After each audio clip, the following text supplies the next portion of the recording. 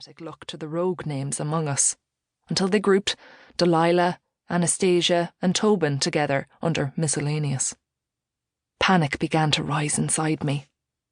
I was to spend the rest of my week with 3 girls I didn't know, simply because of a labelling I had no choice in. I don't like this, I thought.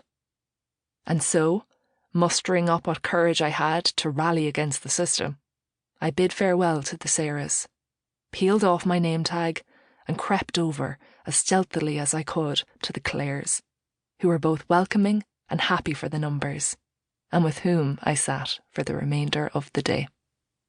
I was terrified of authority as a child, and yet I just felt I couldn't blithely spend my week teamed with others united by a random label that we had no say in.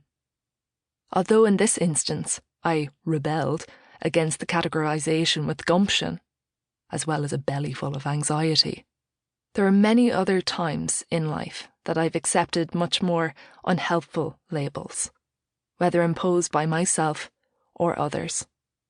While the instance above was, on the surface, relatively harmless, the bigger point I'm getting at is this. We tend to take on board and absorb what we are told of who we are, which means that experiences like this can define our sense of self from an early age.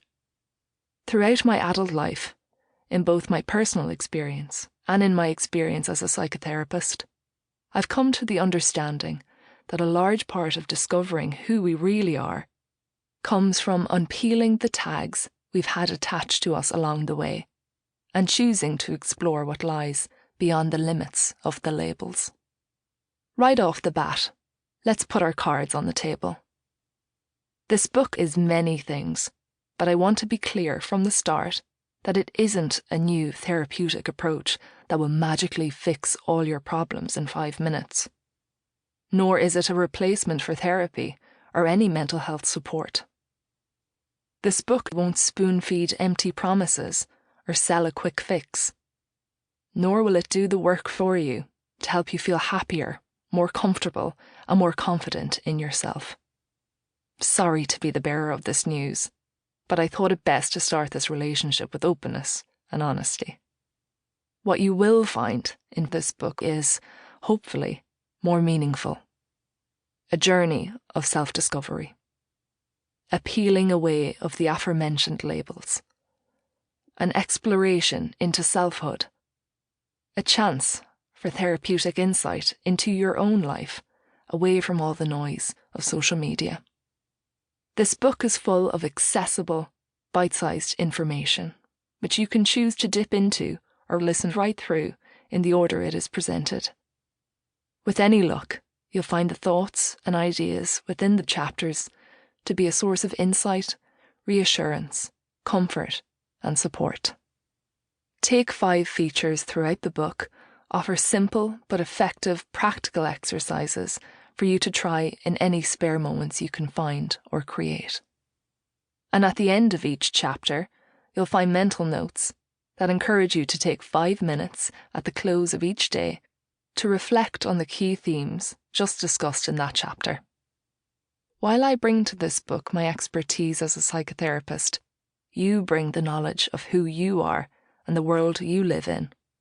So, this book isn't a definitive guide on how to be yourself the way I tell you to.